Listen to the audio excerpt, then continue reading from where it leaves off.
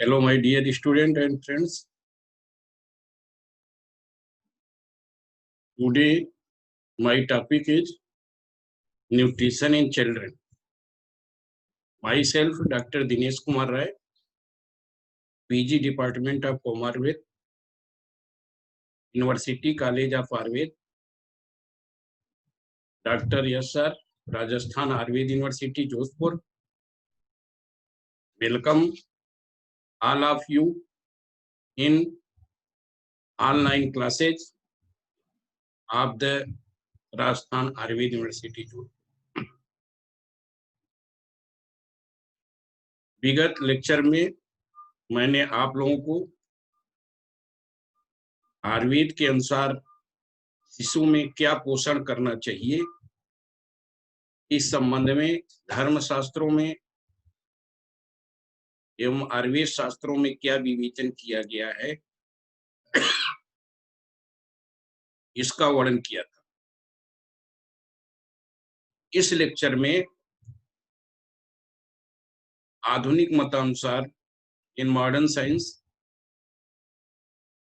Nutrition in children के बारे में क्या बताया गया है इसका विस्तृत वर्णन करूंगा। जैसा आप जानते हैं, न्यूट्रिशन भोज्य पदार्थों में विभिन्न प्रकार के आहार तत्व होते हैं, उनको पोषक तत्व या न्यूट्रिएंट कहते हैं। उस पोषक तत्व से बालक का वृद्धि एवं विकास, शारीरिक एनर्जी मिलती है, इसलिए इसको न्यूट्रिशन कहते हैं।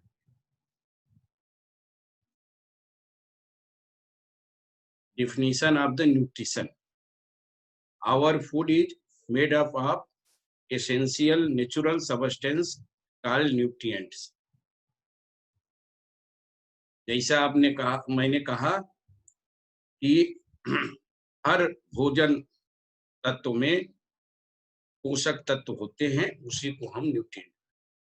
Essential quantity of nutrients occurs the growth and development of the children. This is called nutrition. जो ग्रोथ एवं डेवलपमेंट करे उसको हम nutrition.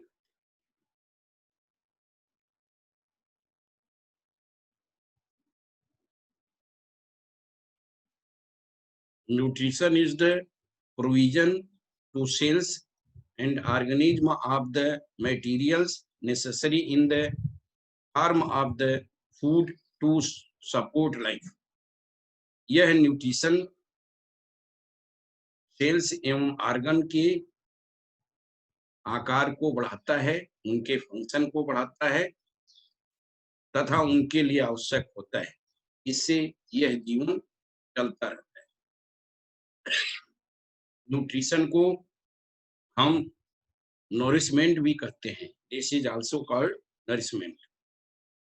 Adequate nutrition is of Paramount importance during childhood, especially in the first 3 years of the life when growth is most rapid and the child is by and large totally dependent on his caretaker, usually the parent. जन्म से लेकर के 3 वर्ष तक शिशु की सबसे अधिक वृद्धि एवं विकास होता है। उस समय पोषण की महती आवश्यकता पड़ती है, इसलिए उस समय संतुलित आहार का होना आवश्यक है। An important factor responsible for adequate growth is balanced nutrition. Erroneous nutrition leads to poor weight gain, undernutrition and inadequate growth. Nutrition के लिए बैलेंस डाइट का होना आवश्यक है, जो कि वृद्धि एवं विकास समुचित रूप से करता है। यदि न्यूट्रिशन ठीक प्रकार से नहीं दिया जाता है तो शिशु का वेट लॉस, अंडर न्यूट्रिशन और ठीक प्रकार से ग्रोथ नहीं हो पाती। In our food there are 7 major classes of nutrient. ऐसा हमने आपको बताया, आहार द्रव्य में विभिन्न प्रकार के न्यूट्रिएंट्स होते हैं, वो संख्या में 7 हैं। Carbohydrates, fats, proteins, vitamins, mineral, fibres and water. Nutrients are two types, macronutrients and micronutrients. In nutrient को हम दो भागों में विभाजित कर देते हैं। इनकी सबसे अधिक आवश्यकता पड़ती है उसको हम माइक्रो न्यूट्रिएंट कहते हैं, जिनकी कम मात्रा में आवश्यकता पड़ती है उनको micro. Macronutrients are needed in large quantity to the body for growth and development of the children. They are carbohydrates, fats and proteins. The body is made up of these nutrients. ऐसा हमने बताया कि micro nutrient की आवश्यकता शरीर के वृद्धि एवं विकास के लिए अधिक पड़ती है, इसलिए इसको हम माइक्रो न्यूट्रिएंट कहते हैं। ये खातों में से मुख्यतः कार्बोहाइड्रेट, फैट्स और proteins.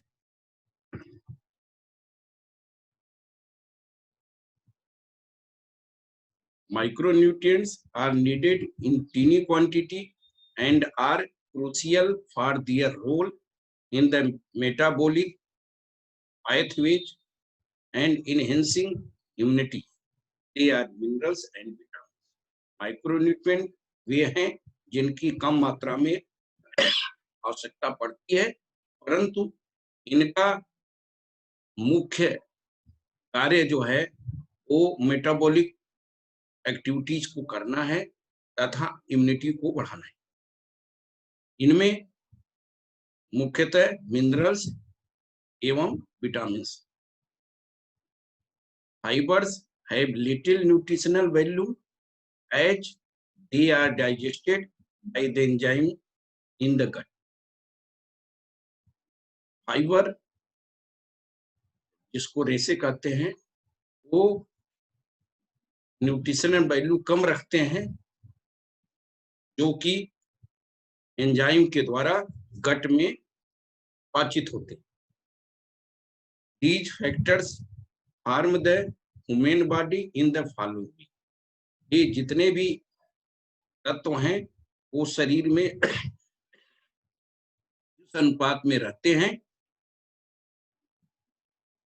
Water 63%, proteins 17%, fats 12%, carbohydrates 1%, vitamins and mineral 7%। अब शरीर में एनर्जी की कितनी कितनी आवश्यकता पड़ती है, energy requirement. The amount of dietary energy required to balance energy expended and deposited in new tissue or growth. Growth के लिए 12%, physical activities 25%, basal metabolism 50%, fecal loss 8%. In order to meet the growth needs in first 3 years and during adolescence, a higher energy dense diet, less complex carbohydrate and larger quantity of the fats is needed. ऐसा हमने बताया जीवन की प्रारंभिक 3 साल में और किशोरावस्था में अधिक एनर्जी की आवश्यकता पड़ती है,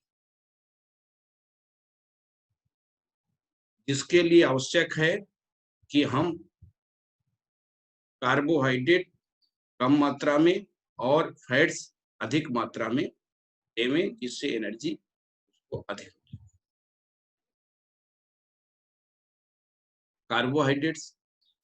carbohydrates is a major source of energy.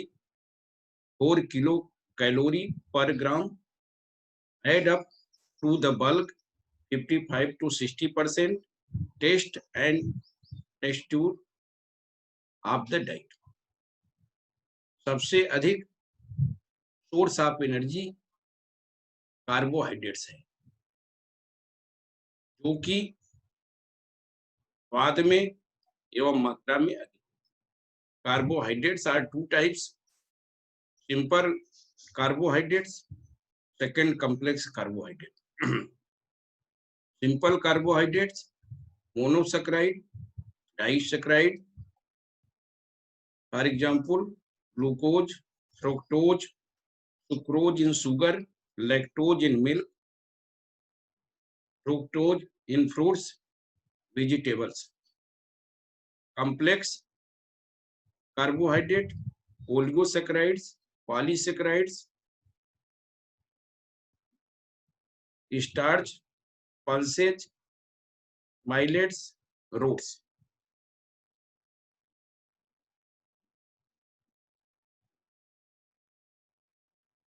With the exception of fibers, all carbohydrates are converted to glucose, which is either employed as a fuel by the brain and muscle, or stored in the liver and muscle as glycogen. Carbohydrate glucose में convert हो जाता है, जो कि मस्तिष्क एवं मांसपेशियों को ऊर्जा देता है, या लीवर में स्टोर हो जाता है। जब जब आवश्यकता पड़ती है तब उसका प्रयोग किया जाता है, तथा मांसपेशियों में ग्लाइकोजन के रूप में स्टोर रहता है। Carbohydrates consumed in excess are converted to fat. यदि कार्बोहाइड्रेट की मात्रा अधिक ली जाती है तो वह फैट में कन्वर्ट होकर के शरीर में संचित रहता है। Glucose from starch and sugar in diet constitute the main source of energy. The cells use glucose as a fuel. The liver and muscle convert it to glycogen.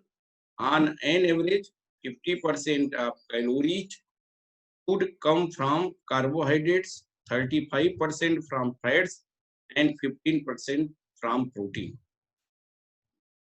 Starch एवं sugar से अधिक ग्लाइकोजन मिलती है। यह energy का स्रोत है। Glucose शरीर में कोशिकाओं के लिए ईंधन का कार्य करता है। लीवर एवं मांसपेशियों में यह ग्लाइकोजन में कन्वर्ट हो जाता है। औसत रूप से शरीर के लिए 50% कैलोरी कार्बोहाइड्रेट से प्राप्त होती है, 35% फैट से तथा 15% प्रोटीन से प्राप्त होती है।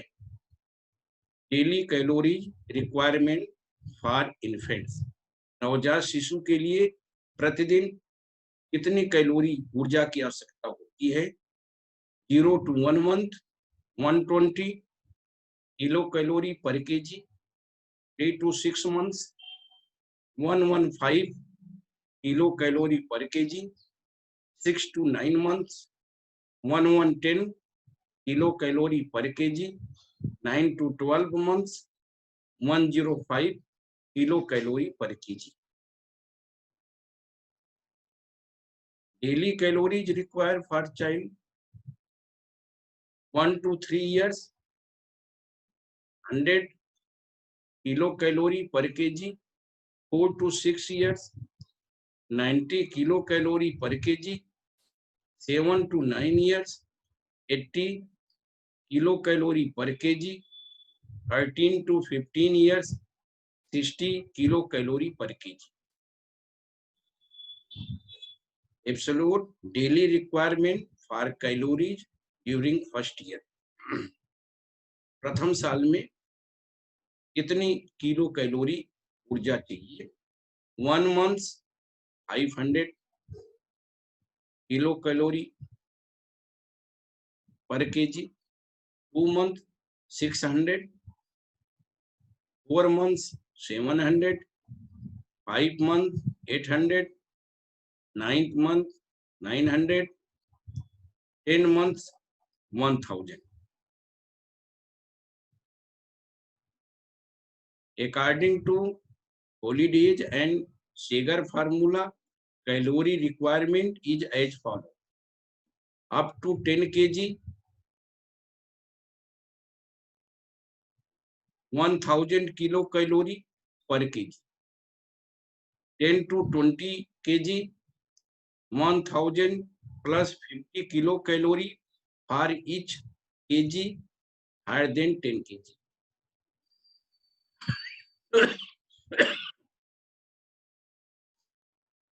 Higher than 20 kg, 1500 plus 20 kilocalorie for each kg higher than 20. Breakup of energy requirement is as follows. Maintenance of basal metabolism 50%, specific dynamic action 5%, growth 12%, physical activity 25%, losses in stool, etc. 8%.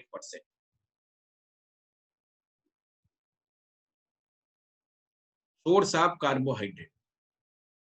Carbohydrate के प्राकृतिक क्या क्या स्रोत हैं? Simple carbohydrate found in fruits, vegetables, Honey, sugar and milk. The source of complex carbohydrates are cereals, millets, pulse and root vegetables.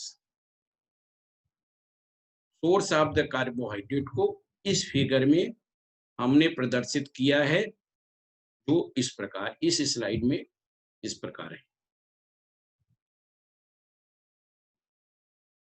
Second, water. Water is second only to oxygen as essential survival. जीवन जीने के लिए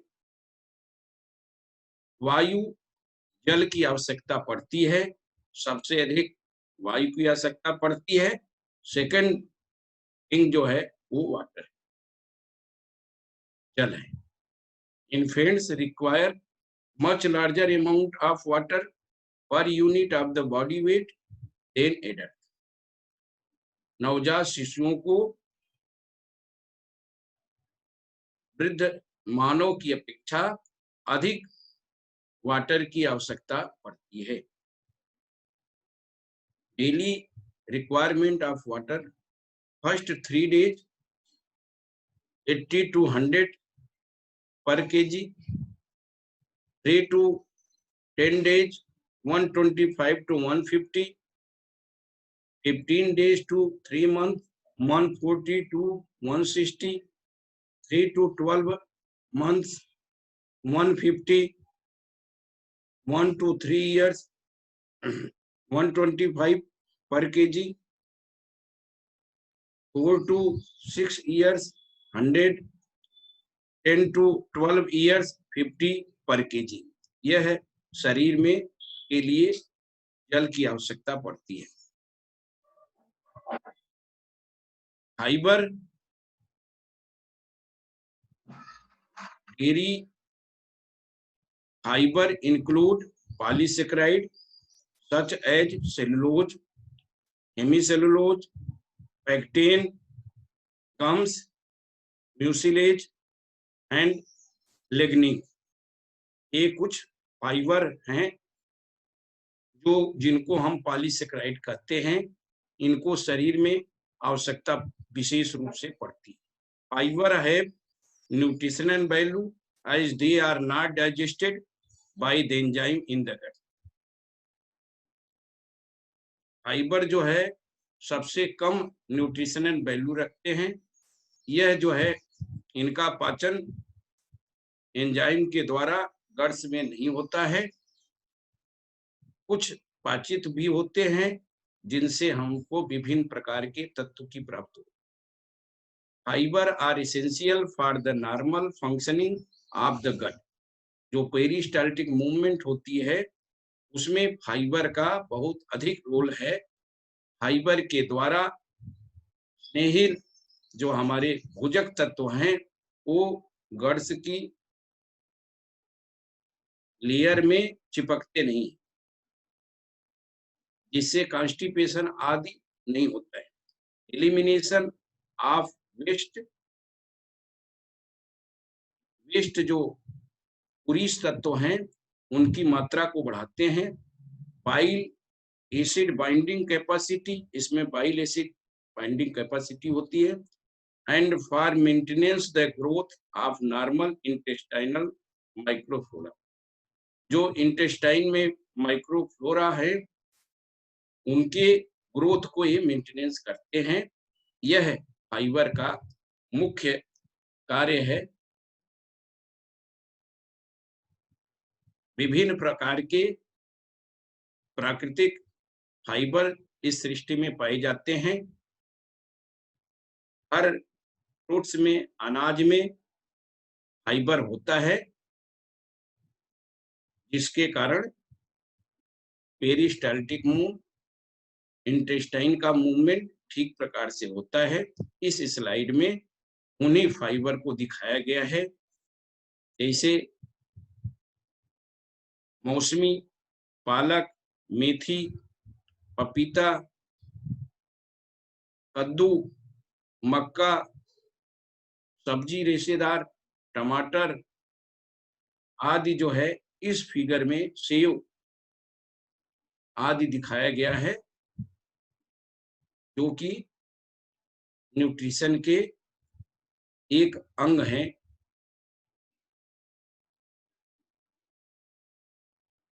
thank you.